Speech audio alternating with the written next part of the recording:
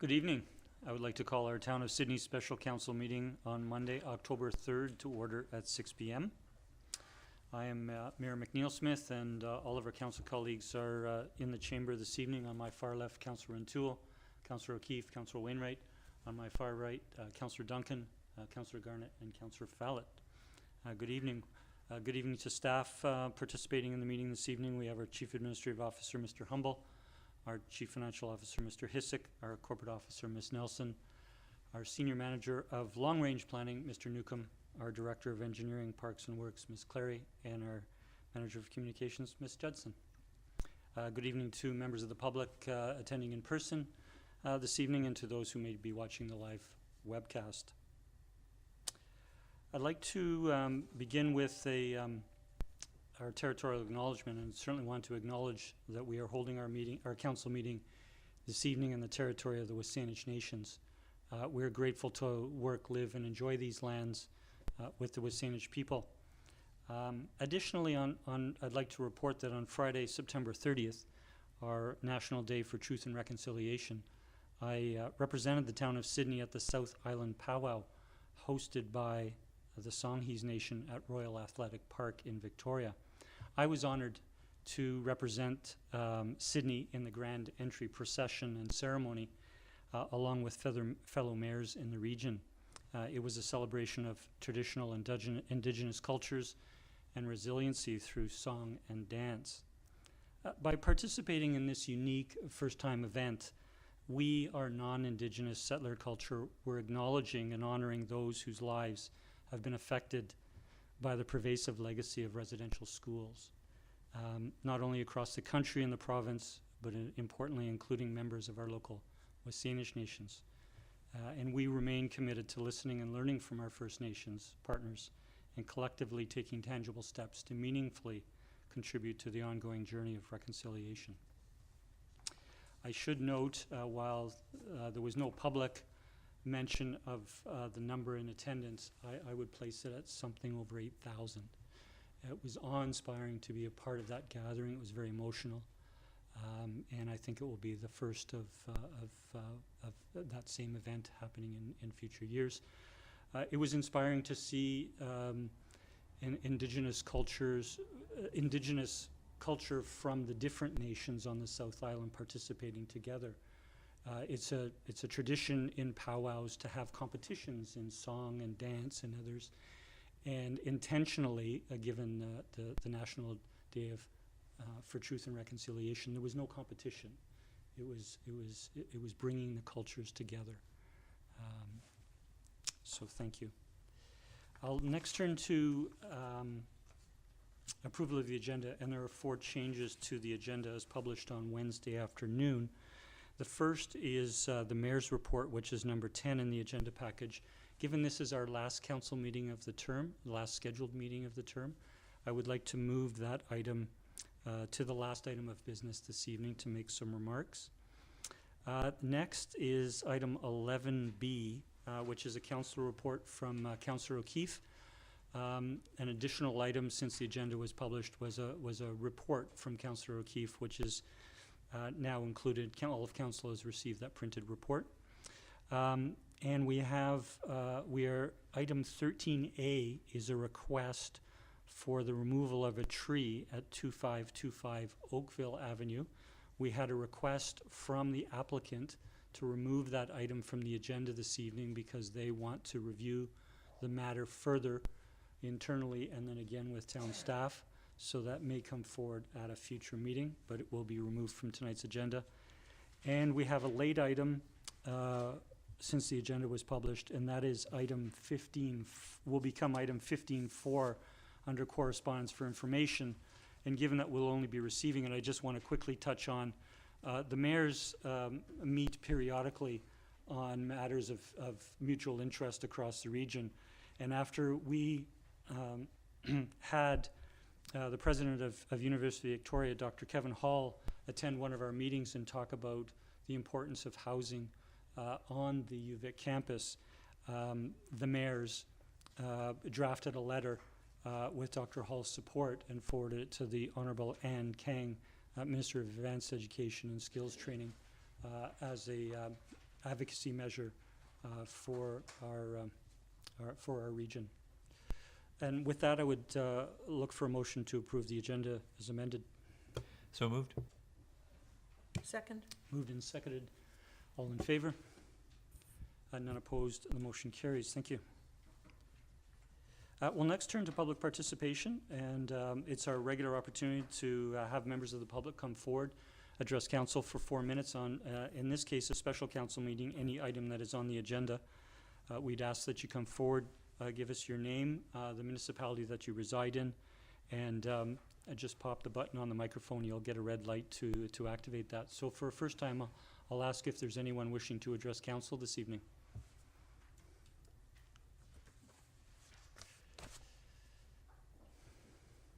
Good evening.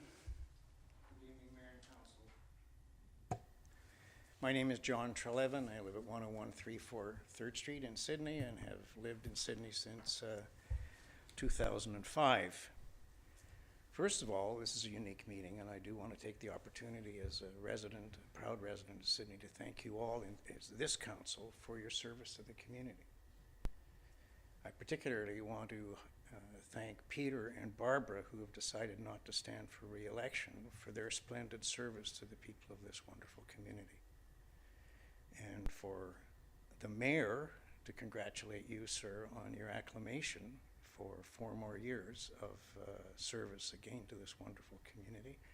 And for those of you running for re-election, I wish you every success. You're running on a proud record of stewardship of this community. Beverly and I first came to Sydney as a visitor, visiting relatives, in 1972. And in 1972, Sydney was a small industrial town, as Wikipedia described it, on the coast, fishing, light industry. By the time we took seriously the thought of moving here, for us, Sydney was Tanner's Bookstore and Rum Runner's Pub, because whenever we were visiting relatives in the Saanich Peninsula, those are the 2 places we would come to. There are many milestones in the growth of this community. A former mayor decided that it'd be a good idea to have a movie theater, and he went to the Sisters in Salt Spring Island and recruited what is now the Star Cinema. And my God, who would ever guess there were going to be 3 theaters and a massive development? Perhaps, though, the most, well, I can't overlook Grant Rogers, and that hotel was under construction when we got here, and the kind of decisions that this council had to take to permit that development. There are many milestones. Never mind Dennis Paquette's father buying a hotel and turning it into something quite magnificent. But perhaps the most iconic development in Sydney becoming the community it is was the establishment of the Mary Winspear Centre. Surely a wonderful expression of private philanthropy and public support. What would this community be without it? We don't even want to think about it. And we have to give tribute to the people who conceived of the idea, negotiated, I can't imagine the complicated negotiations, who mobilized capital and got it done. So it was a considerable shock to everybody to learn in August that the Mary Winspear Centre had fallen out of compliance with the CRA. I'm not really here to discuss that. That's a problem, that's a challenge for the board, for their lawyers. I have gone through a CRA audit with a not-for-profit that I was on the board of. It is not easy. It is time-consuming. The board and the community will learn a lot going through it. That I can assure you. My concern, however, is that the degree of fiduciary responsibility that this council bears for donations that flow to organizations across this community. And as I understand it, for this year, the total contribution from Sydney is north of $350,000. Somebody can correct me. And then North Saanich has put in a further $120,000.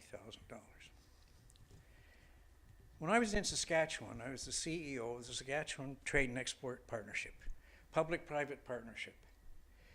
We had revenue from the government of Saskatchewan and from exporting companies. I had 3 deputy ministers on my board. That was great. They were there for every meeting. That was leverage, and they were also exercising fiduciary duty on behalf of the people of Saskatchewan. It is of considerable shock to learn that this council and previous councils have provided funding to the Mary Winspear Centre. That's a good thing. I'm not arguing against that. But absent, as I understand it, absent a funding agreement which would impose certain conditions on the recipient. Now, Andrew couldn't add up the amount of money that the town of Sydney, we the taxpayers, had happily donated to a wonderful facility over the last number of years. It's millions of dollars. The beauty of having 3 deputy ministers on the board of STEP was that we were in step with the province and they with us in the area of international trade. I cannot understand why the council, through the liaison, did not learn until August, I've got a letter from Randy, of this year that there was an issue. I cannot understand that. Now, I know this is the last meeting of this council. Some of you will be back. In the first meeting of the new council, I think it is time to do a review of governance around the expenditure of funds by arm's length organizations. I am shocked that there isn't a very simple funding agreement with the Mary Winspear Centre that said, you know, on June the 10th of every year, your check will arrive, and I know it's 3% of the property tax, provided you certify to us that you are in compliance with all relevant federal, provincial, and municipal regulations. Something happened on that board. I have no idea what it was. But if every year they had, the chair of the board had to sign such a simple agreement, and by the way, you're not imposing anything on them, because they've got to report to the province, they've got to report to the federal government, the CRA, it's very clear. All that would happen was they'd say, yes, we do, and we're good. And as I said, 3 deputy ministers on the board. I cannot understand why a liaison officer for this council is not, and the lawyers will work it out, not a full member of that board, but for the millions of dollars that that organization has received, should have been included in every single meeting of the board to help. It's a partnership. You cannot have a partnership if one of the funding partners is excluded. It is shocking. This council can't do much about it because your term is coming to an end. But I sincerely hope that when the new council is sworn in, there will be a different relationship with the Mary Winspear Centre. I know every municipality in the province provides funding of one kind or another under grant programs for community organizations. But this is $360,000 in a 12-month period and millions of dollars. I'm not complaining about any of that, don't get me wrong here. For that, the liaison from this council is on the board, is present at every meeting. Now there's sensitivities, one little Saskatchewan story, and I'll sit down. I arrived in Saskatchewan in 2000. STEP is a public-private partnership. We're selling stuff from Saskatchewan to the world. There was no Saskatchewan flag in the lobby of our office. I said, why wouldn't we do that? Oh, but some members of the board are a little concerned. They don't want to be, you know, like they're not government, they're private. I said, just a minute. If 80% of your money comes from the government of Saskatchewan, they deserve the flag. By the way, we're also promoting Saskatchewan. A significant amount of money for the Mary Winspear Centre, and that's a good thing, flows from the taxpayers of Sydney. You must be in a much stronger position than you were or are today to exercise your fiduciary duty to the taxpayers of this community in a true partnership with that wonderful organization. Again, thank you very much for your service. Thank you, Mr. Treleaven, for coming forward with your input and comments this evening, and for your letter that we received and the response. Yeah, well, you got to strengthen the governance. That's my point. Yep. And I'm not being grumpy here on the taxpayers. It's accuracy. Thank you. I will just note, and I'm not going to repeat the letter, which addressed some of your concerns. We were certainly concerned when we were made aware of the situation at Mary Winspear. You did mention, being involved in a public-private partnership. Strictly speaking, the Mary Winspear Memorial Park Society is an external organization, and our council liaison, Mr. Treleaven, we've heard from yourself, and I just want to make some brief remarks, and certainly acknowledge points you've made. But our council liaison is not a full board member. And I think we acknowledge that in the communication, but there is room for improvement. And you did reference the amount of funding that we provide on an annual basis. We do exercise an important part of our fiduciary responsibility in terms of it being a public facility that serves the community. So every day we have residents, we have businesses who use that facility, use the services that facility provides, attend events there, and that sort of thing. Every year, through our budget process, council approves the funding to the Memorial Park Society. If we had residents, businesses, other community organizations, numerous community organizations use the Mary Winspear Centre, it's the heart of our community, had concerns over the centre, then we would hear that either during the year when it came forward or at budget time, and we would need to take that into consideration. I thank you, Mr. Treleaven, for your very positive remarks about what the Mary Winspear Centre and how successful it's been in our community.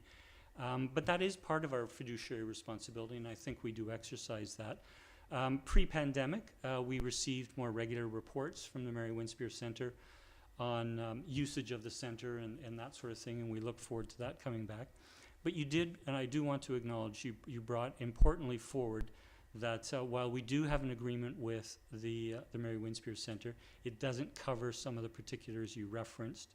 And when the Mary Winspear Centre, as an external organization, finishes the process, they've indicated, as they've already gone public, announced publicly through the media of their situation and what the review process is, that we will receive an update at council, and council can certainly, the next council can certainly look to be involved with staff or direct staff to look into those agreements and improve those agreements with the Mary Winspear Centre. So thank you again for coming forward this evening. I'll call for a second time if there's anyone wishing to address council. For a third time, anyone wishing to come forward? Seeing none, I'll close our public participation period, and we'll next move to section 5 on our agenda, bylaws. And the first is, or the only bylaw is item 5A, which is a permissive tax exemption request from Resthaven Lodge, and would be is bylaw number 2243. For members of the public, council is aware, but for members of the public, this request came forward to council earlier in September, on September the 12th. Council received a staff report and staff questions. We deliberated for a little over 15 minutes, and council, we did have, and members of the public, we did have a split vote 4-3 when we gave the first 3 readings to the bylaw. So 4 were in support and 3 were opposed. I will certainly open it to council this evening. We have a recommendation to adopt this evening. If they wish, I don't know if there's any new information on this, if they wish to make points, but just for the public's awareness that this was fully deliberated at a previous meeting. And with that, I will turn to council. I'll move adoption of tax exemption bylaw number 2243. Second. Moved and seconded. Any discussion? Councillor O'Keefe. Thank you. I'll just reiterate my comments for the public. Not that I don't think that Broadmead Care Society and Resthaven Lodge is a worthy and a good organization, and my opposition to the bylaw is more in terms of, I feel that it would be better to have a more defined policy in terms of what sort of organization this applies to. So that's basically my reluctance to support the motion. Thank you. Thank you, Councillor. Seeing no further discussion, I'll call a question. All in favor? Opposed? We have two opposed, Councillor Fallot and Councillor O'Keefe. The motion carries. Thank you. I'll next turn to number 7, adoption of minutes, and we have those from our regular council meeting of September 26th. Move adoption. Second. Moved and seconded. Any errors, omissions, or discussion? Seeing none, all in favor? None opposed. The motion carries. Thank you. We have moved Mayor's report. I'll next turn to 11, which is council reports. We have 3 this evening. I'll turn to Councillor Duncan, who is our council representative on the Saanich Peninsula Water and Wastewater Commissions and the Regional Water Supply Commission. Councillor Duncan. Thank you. So the last 2 meetings for 3 meetings, I guess, because we do the Saanich Peninsula Water and then the wastewater back to back, were to approve the 5-year capital plans and budgets. And I just wanted to bring out a couple of things from each of those. So the standard that we approved, the 2023 regional bulk water rate, is a 5% increase for 2023 over 2022. So using the average amount, the average household, it will be an additional $8.60 a year for water. We found the demand keeps going up due to the increase in our population, and we've gotten most of kind of the low-hanging fruit in terms of water volume savings that we can do, but individuals are still encouraged to try. They're kind of tracking closely how the changes in weather patterns are affecting our water consumption. Again, we approved the increase in rates for the Saanich Peninsula water rate that it adds on top of the regional water supply rate. That was another 5.1% increase. Most of the rate increases is just due to the fact that we pass on the cost of the regional one. Due to the long kind of dry summer, we actually ended with about $50,000 over our budget estimate, so we earned more money last year. So the 2 big items in this 5-year plan is just when we look at the rate increases by the end of the 5-year plan, you know, every year it kind of goes up a bit because there's capital and there's inflation and all that. And then it kind of makes a very, very steep increase right towards the end of the 5 years. And that's because of the new 30-year plan that we approved in the regional water supply, is when we start planning for some of our really big ticket capital items like the $1 billion filtration. And so that had a lot of discussion at the regional water supply meetings when we were doing those back when we approved that plan. And so that was kind of brought forward again. Everybody did approve the 5-year plan except one commissioner voted against it because it's not guaranteed. You know, in 2027 is when we're supposed to start the project planning for that, and it wouldn't be built until 2037. So we have time to actually check with the province of whether it's needed. But if we do go ahead with that, we'll be looking at kind of faster increases in rates than the region has seen for water in the past if we do. And with the wastewater, something that's kind of new, we've never really had to borrow for our wastewater plant on the Saanich Peninsula before. We've been debt-free. We're going to be borrowing $10 million in the next 5-year plan to fund new capital projects. It's just not a large borrowing amount for something this size, but it's just, we've never done this before. And this year our substantial savings, which was kind of, we saved no money, but it was not desirable due to the problems getting the biosolids from the Victoria facility to Lafarge, and so it was landfilled instead. And while that saved us a lot of money, it's arguably not the best for the environment, and it's not what we wanted, but it's supposed to be. Their contractors are working on it, and hopefully it'll be fixed, and we'll be sending our dried biosolids over to be used and actually burned in their process for making cement instead of landfilled or applied onto eggland, which we can't do. So if anyone has any questions about those 5-year plans, I will try to answer them. They're available on the CRD website, main site. Thank you, Councillor Duncan. I'll turn to colleagues if there are any questions. Seeing none, if we could have a motion to receive Councillor Duncan's verbal report. Move receipt. Second. Any further discussion? Seeing none, all in favour? None opposed, the motion carries. Thank you, Councillor Duncan. I'll next turn to Councillor O'Keefe, who is our representative at the South Island Prosperity Project on the Municipal Partners Committee that meets on a regular basis. So I'll turn it over to Councillor O'Keefe. Okay, thank you. You have my fulsome report in front of you, but I'll touch on a couple of highlights. First of all, the webinar that they had about where have all the employees gone. So that was very interesting, and the no surprise that the thing that they feel would have the most impact in terms of increasing the number of employees would be to have more housing to remedy the situation. So it was a good session with some very knowledgeable people, and the video is online on the YouTube channel if you want to go and check it out. In terms of the community profiles, that's something that SIP had started working on with us a while ago. They got kind of bogged down in COVID and some other things, but it's back on track, and they expect to have that done by the end of December. We'll get to take a look at what it might look like and then launch in February 2023. And I think that's something that will be interesting for us to see how it might fit in with our economic development strategy that we're going to be looking at.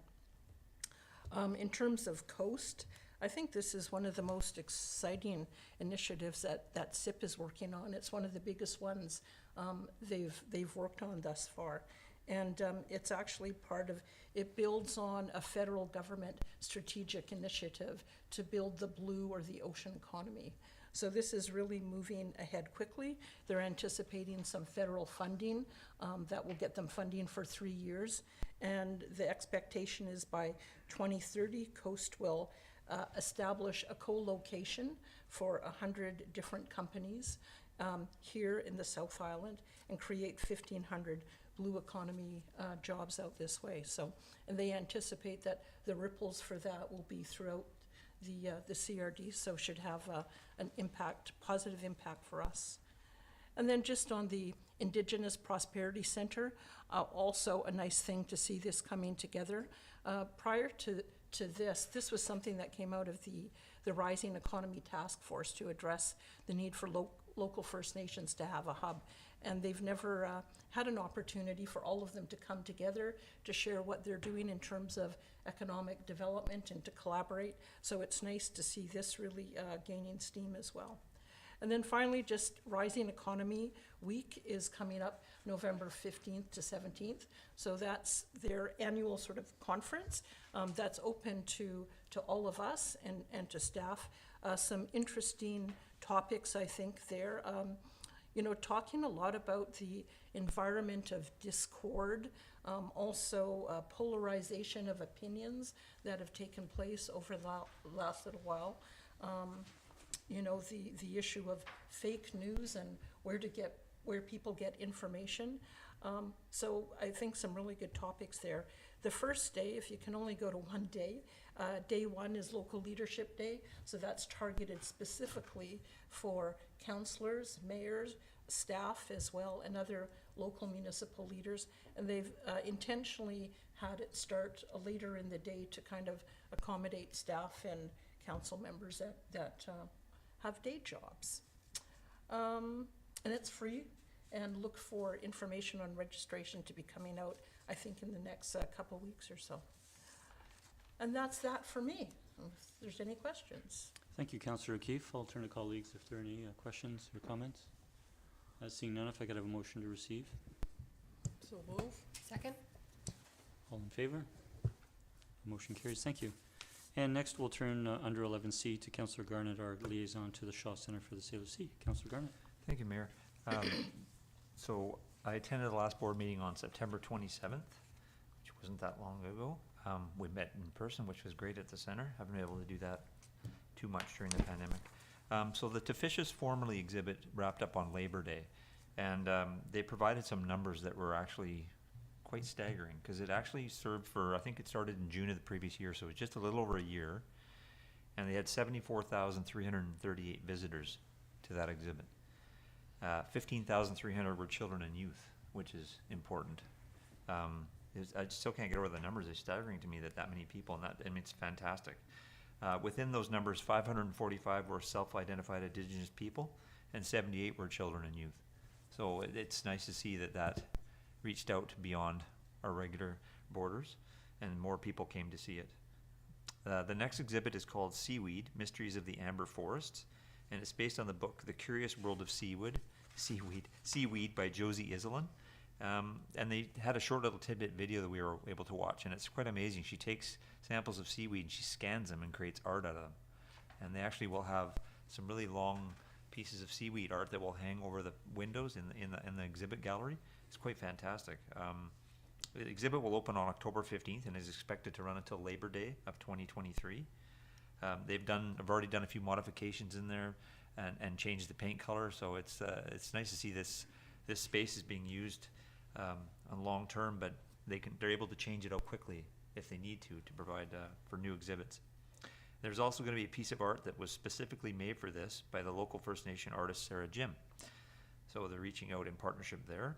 They're hoping for $25,000 in sponsorship, and they already have confirmed $15,000 with more possibilities coming. So this is all looking like it's going to be a positive thing. In terms of the financial aspect of everything, the first 2 months of the year have been really good. We haven't got the numbers for August yet, but they say it's also been very good. The first 2 months they have a $26,000 surplus, and they had planned for a negative $12,000. So their visitorship has increased beyond what they thought it would. And in terms of the operational fund and the capital reserve fund, as you may remember speaking before, they work with staff and were advised they should have a capital reserve fund. I think members of council were kind of pushing for that as well. And last year they transferred $85,000 from their operating fund into the capital reserve fund. They took $40,000 out to put into capital projects. And they're anticipating an operating surplus this year after audit of approximately $68,000, which they are proposing to transfer over to the capital reserve fund again. And this is done while keeping their operational balance at $200,000, which is what they've said is their ban. And the last thing I will add is that just found this out today.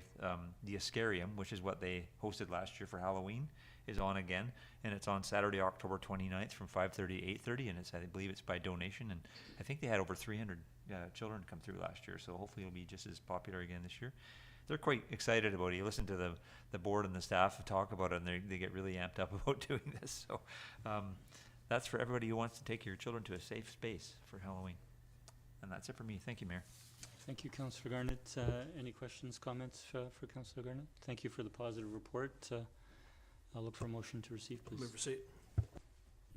Second? All in favor? None opposed. That motion carries.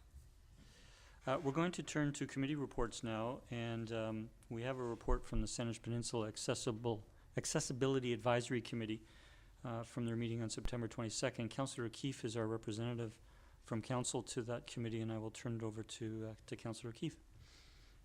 Okay, thank you. First, I will move that we receive the minutes for information. Second.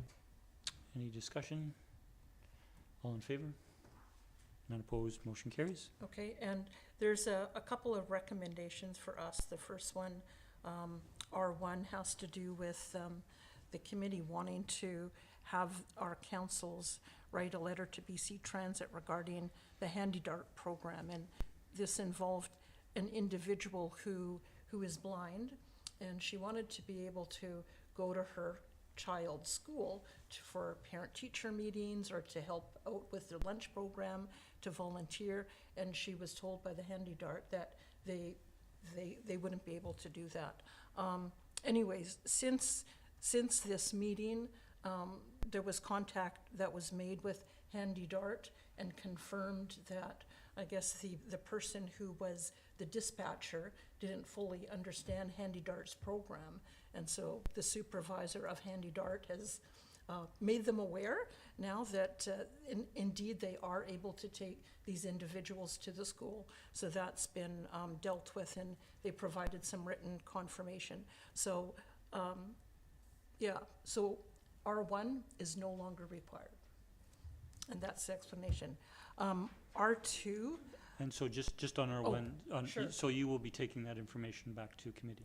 yes. Okay, that's great. Yep. So the individual who had the issue has been notified, and she's very happy. And I guess what I'll just comment on is that, it was, in the end, a relatively easy thing to resolve. However, what I find often with persons with disabilities, they're battling things every day in their daily lives to try and get things done.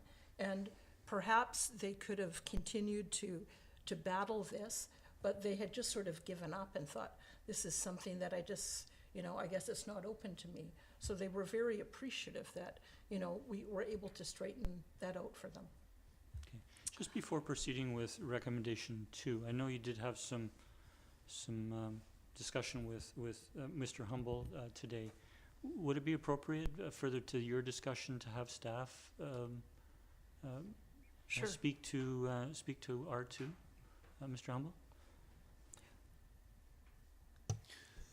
Yeah, thank you, Mr. Mayor. I'll be honest, we have not too much to add. I think Councillor O'Keefe has provided a good overview. Sorry, for R2? With respect to R2, Yes. I'll actually, before we get into that, maybe I'll just let Councillor O'Keefe just introduce it, and then I'll speak to it just in a bit. Absolutely. Thank you. thank you. Councillor O'Keefe. Okay, well, I'm actually gonna, after looking at the motion, I think it needs some clarity. So I was going to add to the motion. So I'll just read the motion and then give the Please explanation. do, put it on the floor and then we Yeah, can okay. let you motivate. And then maybe staff can weigh in as well.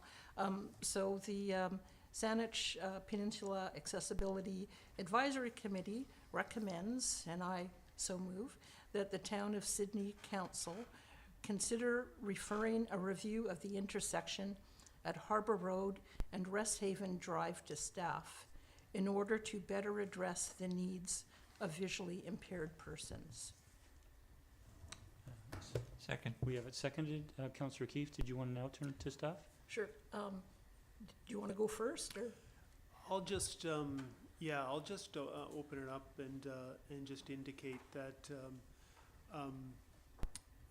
Ms. Clary may want to provide a bit of a perspective on this, because I know staff did go out recently and look at that particular intersection to see if there was an issue at that intersection from a staff perspective. I think what Ms. Clary found, along with the manager of engineering, that from their view there really isn't a concern or isn't an issue. So I'll let Ms. Clary speak to that, and then I just want to add an additional comment Sure. following that. Sure. Good evening, Ms. Clary. Good evening, Mayor and Council. So the curb drops at this intersection were actually just recently redone in 2019. In previous years, they weren't great, which is why they were redone, and the stop bar was realigned, and the actual crossing marks were moved slightly to make it a safer pedestrian crossing in that location.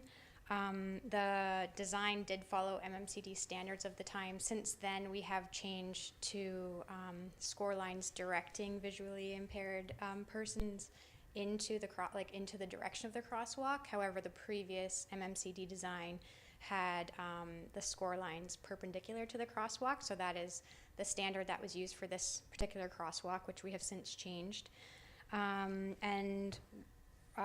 Really, for concerns like this, we do get residents bringing these things forward, and it is helpful for staff to actually speak with the person and understand better what the issue is. And we do keep that in mind for future designs and for prioritizing work at that time. So that's the background, and I'm here to answer any questions if you have additional questions on that. Thank you, Ms. Clary. I'll turn back to Councillor O'Keefe or Mr. Humble. Sure. So I don't know anything about, the curb cuts and things in the ground. So from my understanding from the individual that brought it forward at the meeting was that she had, once in a while, the CNIB comes out, CNIB coach, I think, and they take her out walking in different areas to get her more familiar with an area so that she can be more independent in the future and navigate. And so the issue that the CNIB person identified at this intersection because of the way the cutout was, I don't know if it was the way it was angled or something about it. If she followed the pattern that was there, she would end up in the middle of Resthaven. And so the CNIB person said, this is a dangerous place for you, and you know it should be reconfigured. So I'm sorry, I don't know exactly what needs to be done there, but if there's maybe an opportunity for that individual to give more firsthand information. I'll turn to Mr. Humble, and we have Councillor Wainwright as the speaker. Yeah, thank you, Mr. Mayor. So I guess, I mean, at the end of the day, I guess it kind of speaks to process and I guess also understanding, I guess, that it's early days for the committee. And I understand that the committee's sort of still finding its way in terms of, you know, how to navigate potential processes, et cetera. Yeah, I mean, this is a unique situation in the sense that you have someone from the CNIB that's maybe recognized the particular problem. I don't know what the solution is. Obviously, maybe the person from the CNIB could contact staff and express maybe what, in general, these challenges are or issues are, and staff can look at it. But I think it's challenging for staff to start reviewing sort of one-off situations.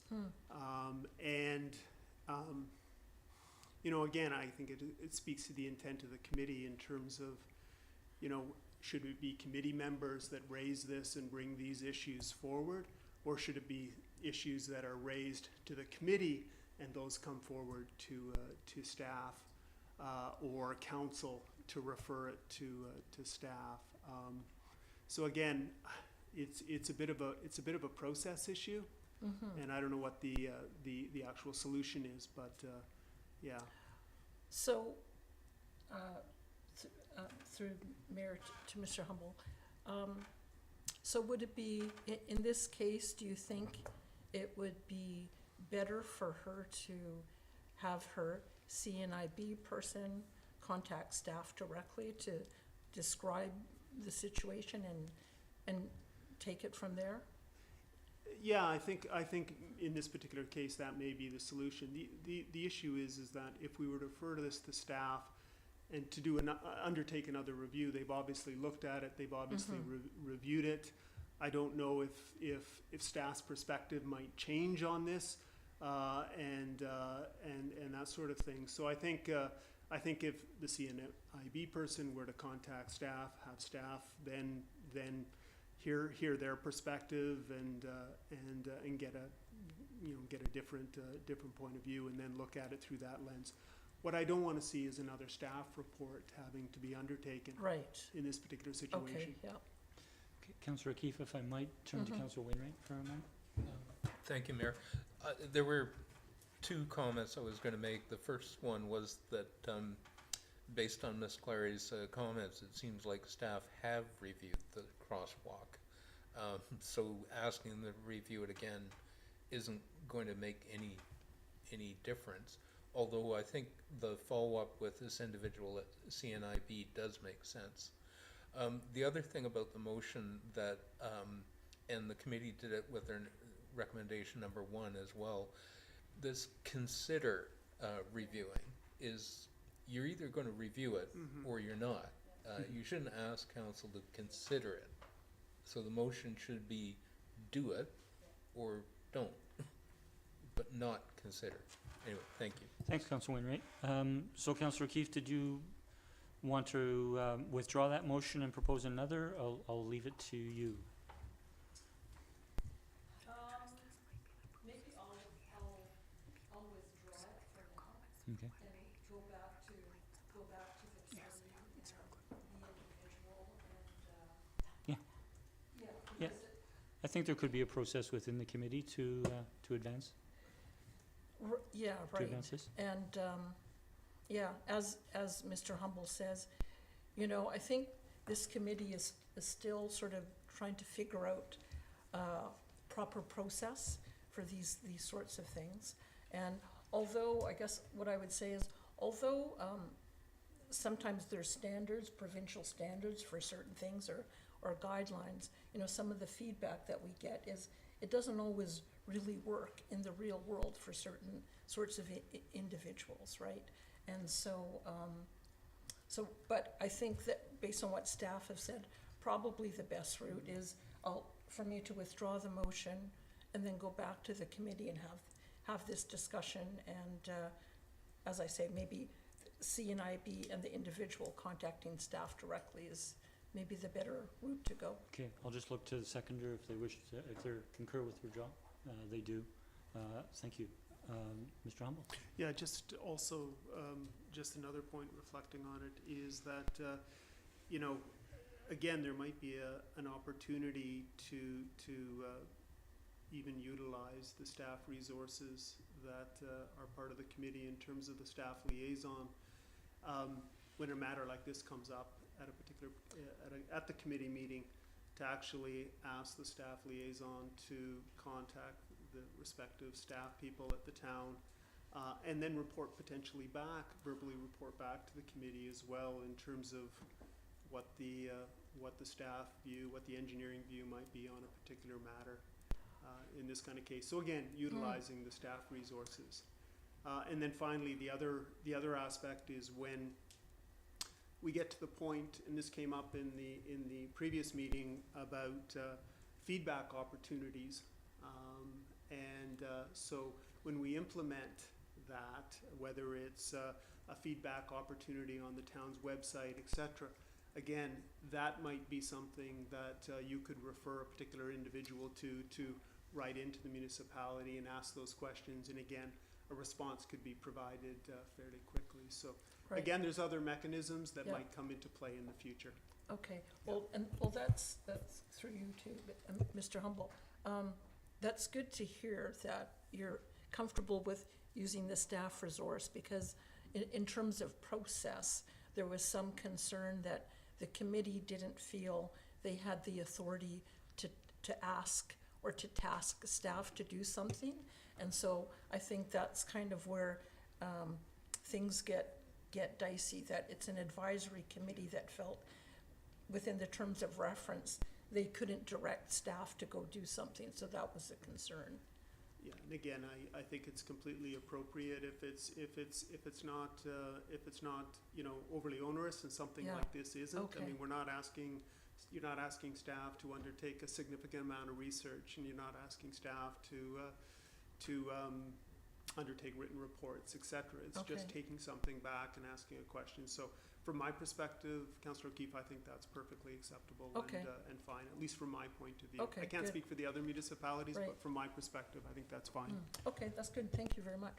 And thank you, Councillor Keefe and Mr. Humble. Just, you know, we did have the three of us did have some discussion earlier today, and Mr. Humble has referenced this, as I think in terms of the committee requesting staff to do something, I think there's a distinction between staff being able to do something like this, which might involve a telephone call and coming back with a verbal report, versus the committee requesting the staff liaisons to bring back a written report to the committee. If it was substantial enough to be a written report, I think that would be appropriate to come through the councils, as we were considering, you know, through the motions that the committee previously provided. So, okay, so if there's no further discussion, I thank Ms. Clary, and I think we've concluded that item on the agenda. So the next item is 13A, which we've removed from the agenda, but I neglected during approval of the agenda, and it's not that we need an amendment, but what I wanted to bring forward, the item's been removed, is that we did have 2 pieces of additional correspondence received also today, and one of the individuals who submitted that correspondence is in attendance, so I did want to acknowledge that we did receive not only a piece of correspondence from the Strata president requesting with removing the item from the agenda, but we also received correspondence and a petition from a resident seeking to retain the tree. So those items of correspondence will, if and when the item comes back to council, will be included. They don't have to be resubmitted to a future meeting. I will next turn to item 13B, under staff reports, was consideration of a perpetual business licensing program, and I will turn to Mr. Hissick for an introduction, please. Thank you, Mr. Mayor. You'll recall that as a pandemic response initiative to support local business, Council decided to waive license fees for 2021, and that was repeated again for the current year, 2022. Council also asked staff to report back on the potential for a perpetual business licensing scheme, which essentially means a one-time license fee with free annual renewals. So this report is a response to that direction from Council. And other than the loss of annual revenue, staff have no concerns with a perpetual license as long as we're still able to update and maintain the information on local businesses. So Council is being asked at this time to confirm the direction to proceed with a perpetual licensing scheme. And if confirmed, staff would follow up with the necessary bylaw amendments to put the system in place for 2023. Thank you, Mr. Hissick. I can turn to questions, or we could put a motion on the floor and then have questions and discussion. I'll leave it to council's wishes. If Councillor Rintoul? I'll move that a perpetual business licensing scheme with a one-time fee be approved and that staff bring forward the necessary bylaw amendments to implement it for the 2023 calendar year. Second. I'll turn to the mover and seconder, Councillor Rintoul. Yeah, thank you. I know we've had some cursory discussions around the prospect of moving in this direction. I'm certainly keen to hear what my colleagues think of it. I'm inclined to support it, and I say so because some revenue will still be generated through this new mechanism, albeit not as significantly as what we see now. We still have the regular points of contact with the businesses, albeit through the fire inspection process, but the opportunity to still have those regular touch points with businesses in the community, and that it streamlines for businesses, their business practices and their ability to have this perpetual license in place and not become an annual task for them or an annual cost for them. So again, I'm inclined to support it.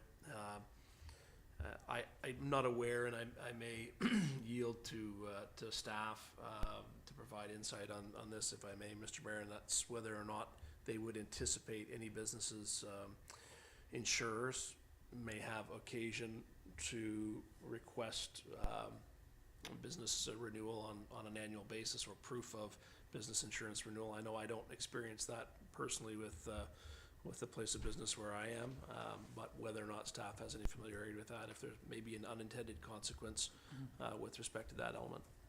Thank you. Thank you, Councillor. Each business would still receive an annual renewal. It just would be essentially free. So there are no concerns in that area. Thank you. Thank you. I'll turn to Councillor O'Keefe. Thank you. Just a question through you to staff on that point. So when they get their renewal, do we still have to mail a new certificate to them? Or is it, they get one piece of paper from the beginning and that it says it's perpetual unless they don't renew? We are working to streamline the process and automate it. So the idea ultimately would be that it's all electronic and it's up to them to print out a new one every year. Okay, good. There That's would great. be the opportunity for the town to do it on their behalf if required. Right. Thank you for that. So I was initially unsure about this, but I think it's a good idea for a couple reasons.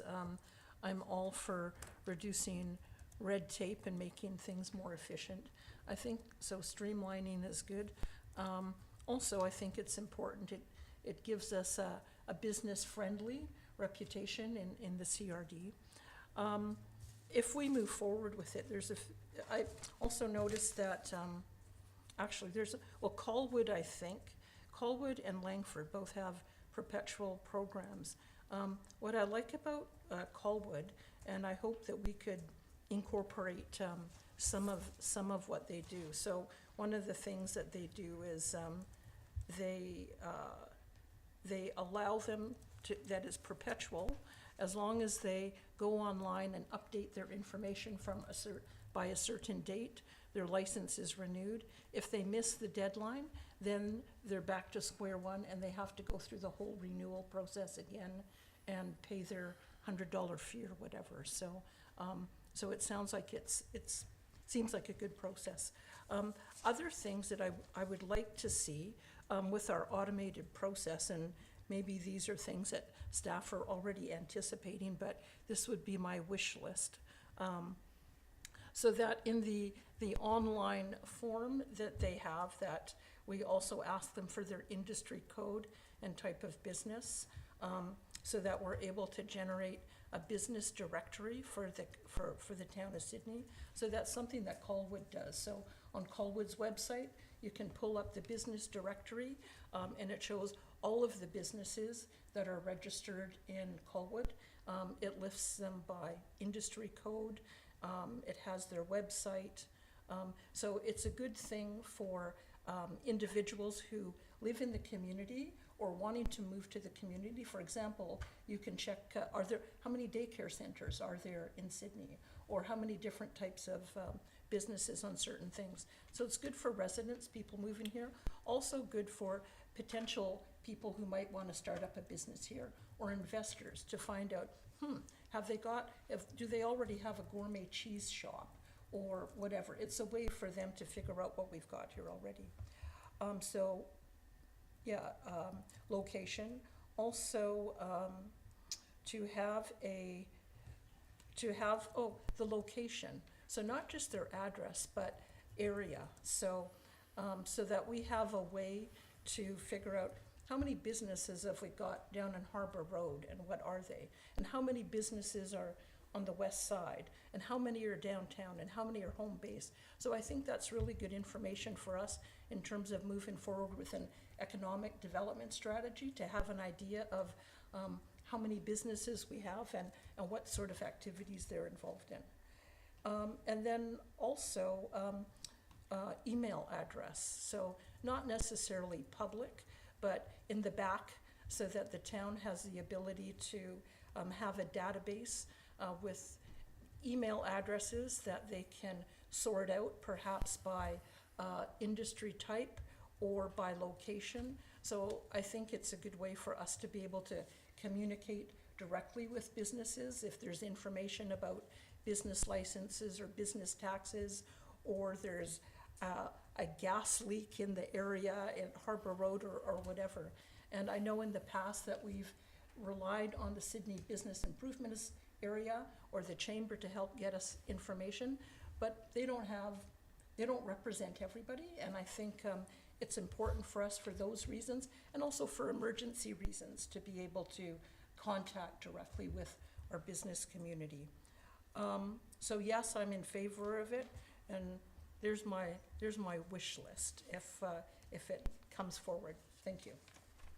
Thank you. And the recommendation does include staff bringing forward the necessarily bylaw amendments to implement for the 2023 calendar. So staff can certainly consider those suggestions. I'll turn to Councillor Fallot. Thank you, Mr. Mayor. Councillor O'Keefe certainly brings up some good points, as she often does. So I'm very supportive of those. However, where I do struggle is the actual efficiency of changing to a perpetual license. This revenue stream is necessary for us, so if we're going to lose it from the actual business license, annual business license renewal, we're going to have to make it up in general taxes. So saving the business owner, streamlining their business practices and administrative is not really going to happen, because if the business owner is the building owner, they're going to have to pay it in their business tax. And if it's a tenant, they're going to pay it in their triple net. So you know, they're still going to be doing that on a basis, except it's one bill, single bill less. And I don't know if that's necessarily saving anything. So I'm trying to understand where the actual improvements are coming with this. Does staff have a comment? I'm sure you do, but.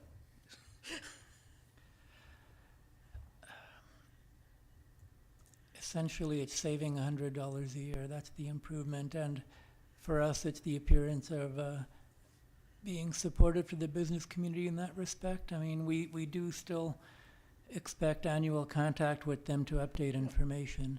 It's just now they're not paying that annual fee. So, thank you. That essentially tells me what I was thinking anyhow. It's the appearance of business friendly, but they're still gonna be paying it. It's just they're not paying it here, they're paying it there. So the money still has to come into the town. No, they will not, no, the money will not be coming in. But did you not say, or did I not read in the report that the revenue stream will have to be made up for in property taxes? That's right, we're gonna be $75,000 short on revenues, Okay, or Which- 85 for the thing. So yes, it is going to have to come back. So the average business owner is not buying an annual business license each year, but they will be making up, the town will be making up that lost revenue through property taxes. If the business owner is a business property owner, they'll be paying it on their business property tax. And if they're a business tenant, they will be paying it under triple net in their rent. That's true, but the bulk of the revenue will be made up from the residential class, not the business class. Okay, I think it's a little bit of right hand and left hand. It doesn't make sense to me. The rest of the advances that this program is looking at to ensure that there is contact and to improve the information gathered, I have no issue with it, but I mean, it's not gonna make much difference if I don't vote in support. I suspect the majority of council will. I just don't, it doesn't make sense to me. Thank you. Thank you, Councillor Fallot. I'll turn to Councillor Garnett, and then I will look at the speakers list. Thank you, Mayor. Through you to staff, so that's sort of the same kind of question I had. So if we're saving a business $100 a year in not paying a license, I guess the question would be, on an average, how much money would they have to pay in tax as an offset? I mean, it's kind of a random number to pull, but It'll be negligible. okay, that was my only concern, is if we're saying you're not paying 100, but you're still paying 100 back in tax, then it's really kind of a wash. But if you're saying it's the $100 and then they're likely not to be paying much and hardly at all in tax with the rest of it, and then I can see the rationale for it. Thank you, Mayor. Thank you. Councillor Keefe, I saw that you wanted to speak for a second time. I'll turn to any members of council who want to speak for a first time. I will just for a moment. I think with regards to the revenue conversation, it's a situation where, with streamlining the process, there will be less staff time involved, and over time, that is a lower expense in terms of staff cost to the process. So I think there is an efficiency that's gained here. I think an appreciation is that there's approximately 275 business licenses operating in the downtown. We have over 800 in all of Sydney, and last I checked was probably a budget or two ago. The downtown businesses were paying about $1.7 million in municipal tax a year. And so to have to go through a process where you're paying an additional $100 a year really is an inefficiency for business. So having a streamlined system and not having to issue another check at another time is a small savings to local business. So I remain supportive of this, and I'll now turn, if there are no other first-time speakers, turn to Councillor O'Keefe for a second time. Thank you, Mr. Mayor. Just to build on your point, when I looked at, Colwood had a bit of a write-up about why they went ahead with this in the first place. And while they acknowledged that there would be loss of revenue, they thought it was worth it because of the efficiencies that they would gain. So not necessarily a huge money saver for businesses, because as I said, it's going to be made up elsewhere, more on the residential side. But the fact that, once a year they didn't have to process hundreds of payments, somebody having to take the time to print out new licenses, put them in an envelope, mail them out, postage and that sort of thing. So for those sorts of reasons, they thought it was a good idea, and that kind of makes sense. So for me, it's more on, Town of Sydney becoming more modernized and efficient and streamlined. So that's why I thought it was a good idea. Thank you. Thank you, Councillor O'Keefe. I do have a question through to staff, and Mr. Hisik, you did indicate in your report that a possible decision point for council this evening is a point that Councillor O'Keefe referred to in her list, and that is whether or not, if council approves moving forward with a perpetual system, whether or not it would be fees would be waived if the business responded to the annual notice received, or whether it was waived whether or not they responded to. Would you suggest that we leave that in and staff bring forward that recommendation in the revised bylaws, or would you seek direction from council? Thank you, Mr. Mayor. It was not included in the report as a potential decision point at this time. It was just an example of how a program could possibly work. We're really looking for policy direction here, and the administration of it can follow, and we'll bring some details on that forward when the bylaw amendments are presented, but largely they will be administrative. We need some incentive to ensure we keep collecting the data that's valuable to the town. So that's why we thought that perhaps making the renewal free, unless you didn't do the simple task that we need of just confirming your data is up to date, then perhaps there should be some penalty, whether it's an entire annual license fee or something less is to be determined. Okay. Thank you, Mr. Hisik. I'm seeing nods from some colleagues, so we can certainly wait till that's brought forward by staff. Thank you. I'll turn for a last time if there are any further discussion. We have the motion on the floor. I'll call the question. All in favor? The motion carries unanimous. Thank you. Thank you, Mr. Hisik. And next we have correspondence for information. Move receipt. Second. All in favor? None opposed. The motion carries unanimous. Thank you. So the last item on the agenda in this council term is the mayor's report. And I would just like to first acknowledge that this is the final meeting of our 4-year term. We are just a couple or 3 weeks shy of 4 years of working together to serve the community. I want to express my my honor and pleasure at working with serving the community and working with council to serve the community over the last 4 years, to each and every one of you.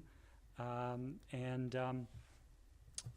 specifically want to acknowledge this evening 2 of our council colleagues who are not seeking re-election, and I'll first turn to Councillor Fallot. Councillor Fallot has served 2 4-year terms on council, and we thank you for your service to the community.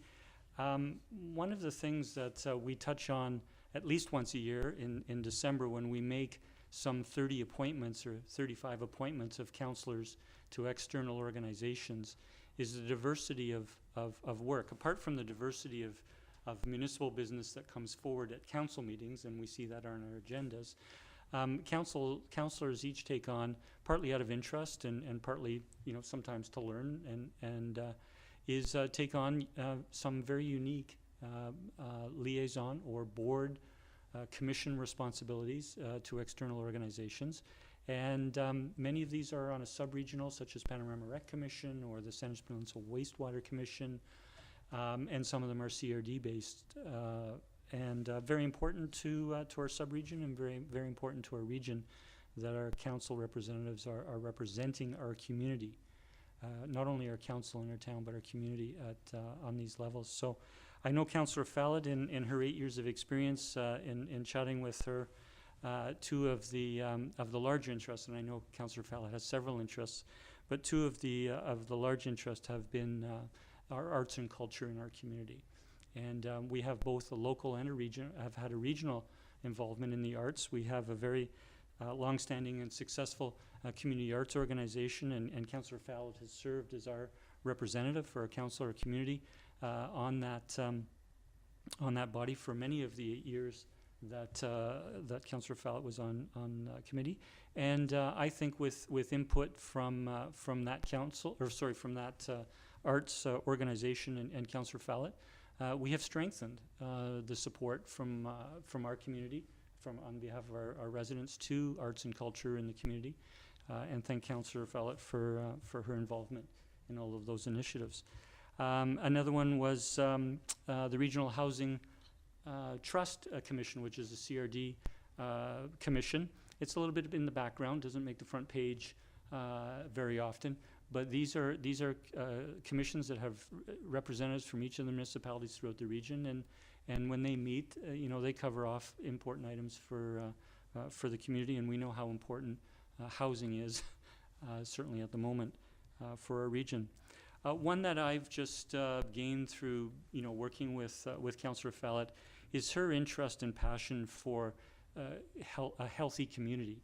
And a healthy community can be interpreted in a number of ways. We can talk about financial health or health of various things, but when Councillor Fallot, and Councillor Fallot speaks to it in different senses, but her passion is really for the physical and mental well-being of our residents. And physical activity, mental health, when we went through the pandemic, we had an appreciation of those higher needs in our community from all types of, all demographics of our residents.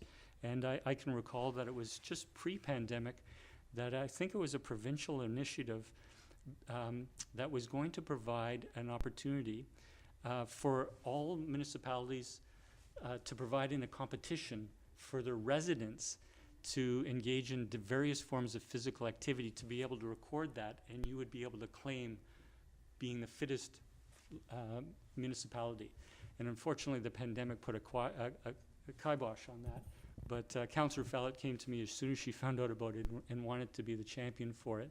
And if it comes forward again, one of us will pick up the ball from you. So, Councillor Fallot, on behalf of colleagues, I do want to turn the floor to you for some remarks. But before we do that, I'd just like to, all of us, show our appreciation for Councillor Fallot in her 8 years of community service.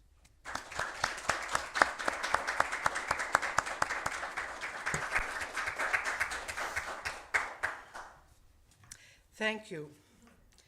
I had to write this because I wouldn't be able to wing it now, and now I won't.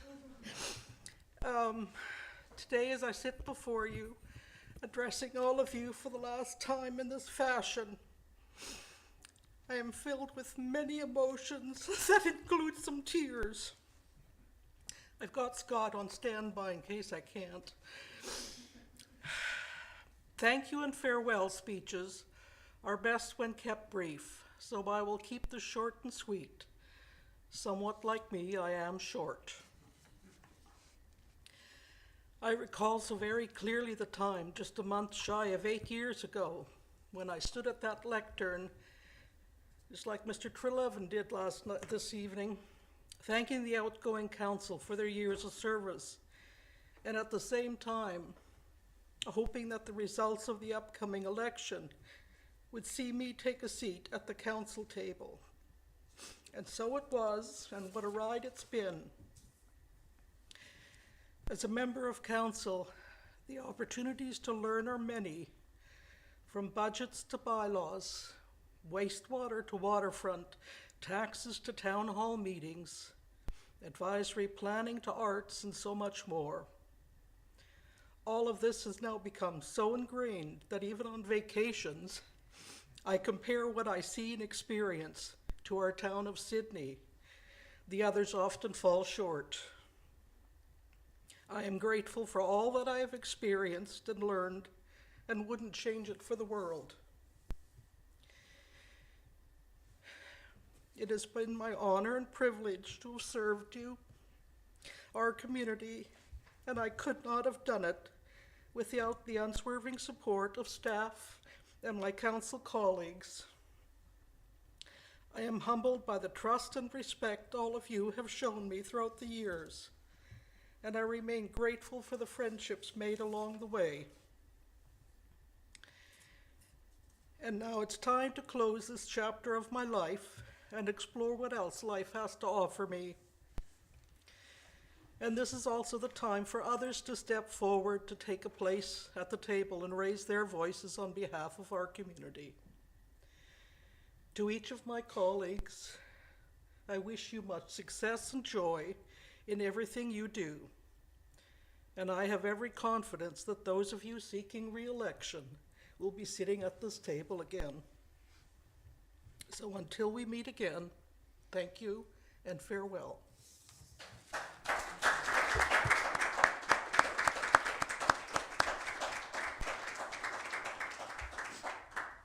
Thank you again, Councillor Fallot. It's too bad we have these acrylic barriers here.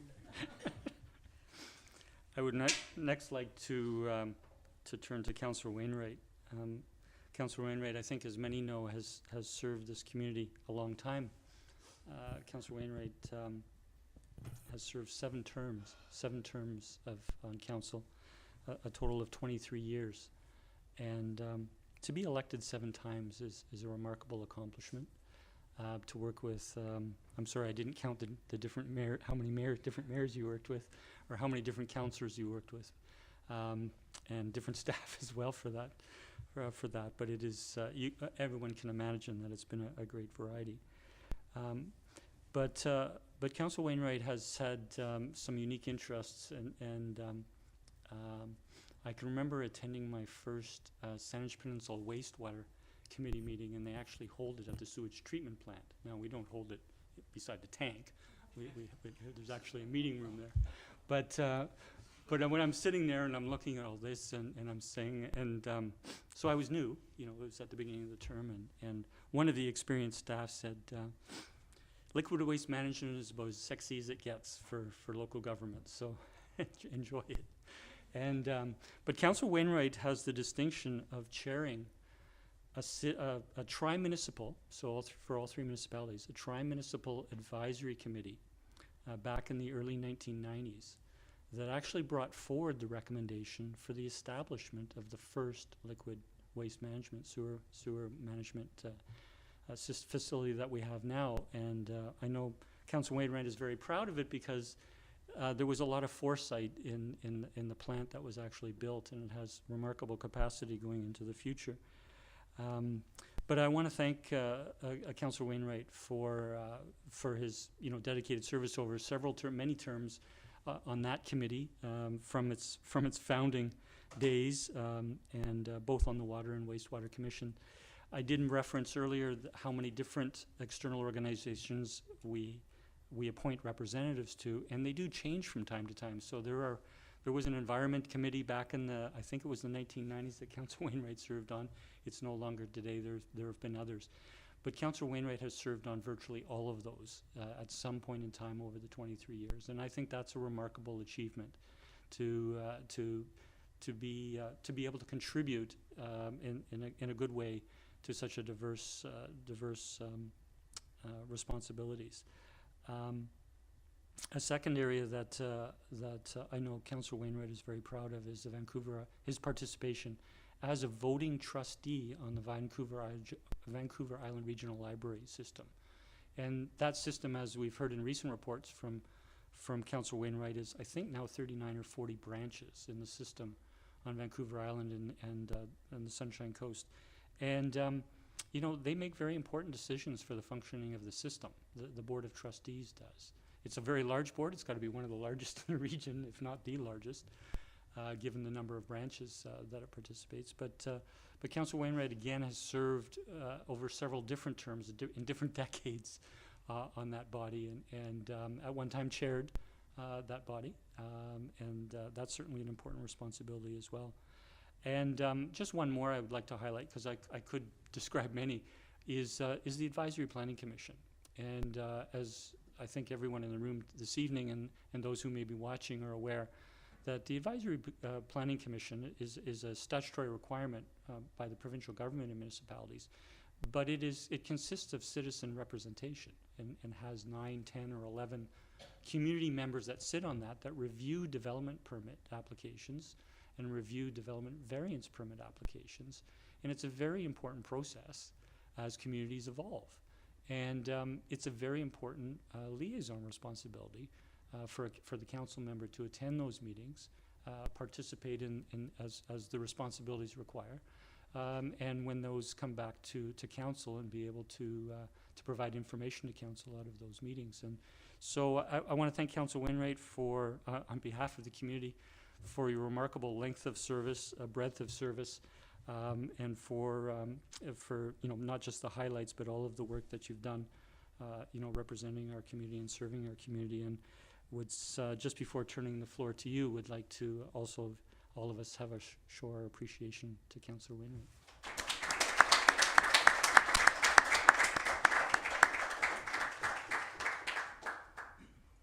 So, thank you. It's been a privilege to serve on council.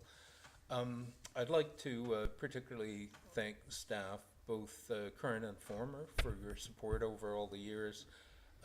You've made a challenging job a lot easier, and I think you certainly encourage council to make to make better decisions over the years. I will say as well, I take some comfort in knowing that you'll be here providing support to the future council and also going forward. To my colleagues, it's certainly been a memorable term. It's also been a good term. I've enjoyed working with all of you. Looking back on it, I'm happy with what we accomplished, comparing that with other councils I've been on as well. Speaking to the new council, at least 3 of whom are in the room tonight, just the math is such that you can't all lose. It's uncertain times, and definitely some significant challenges ahead that are unavoidable at this point. So you have some challenges ahead. I look forward to you doing a good job with that. I will be watching as Radio Sydney and occasionally commenting, and I don't expect to see me in the room on a regular basis, but if I think you've gotten sufficiently off the rails, I will be back and I'll let you know.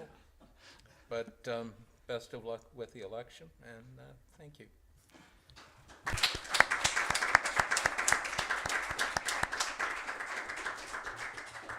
Thank you, Councillor Wainwright, and for demonstrating your quick comprehension and the mathematical probabilities going forward. We appreciate that. That does conclude us, and lastly, I want to thank I want to thank staff for, as Councillor Wainwright did, but on behalf of all of council, for the tremendous support we've received from staff throughout the organization, to Mr. Humble and all of the staff that you work with. It has made our decisions easier, and I think it has made for better decisions on behalf of the community. And I want to thank members of the public. One of the things that is necessary to make us successful, and I hope I'm phrasing this the right way, is community engagement. We really cannot do our job properly if we don't have community input. We can sit here as 7 representatives of the citizens and take decisions and hash it out amongst us, but community input is vital to moving forward in a good way. And so I thank the community for their support. While it's been an honor for all of us to serve, we are thankful to the community for their engagement, and we look forward to continued engagement in the future. I'll end my remarks there with those many thank yous, and I will now look for a motion to adjourn. Motion to adjourn. Moved by Councillor Fallot, Second. second by Councillor Wainwright. I don't think we have any discussion. All in favor? Motion carries. Thank you. Thank you, everyone. Good evening.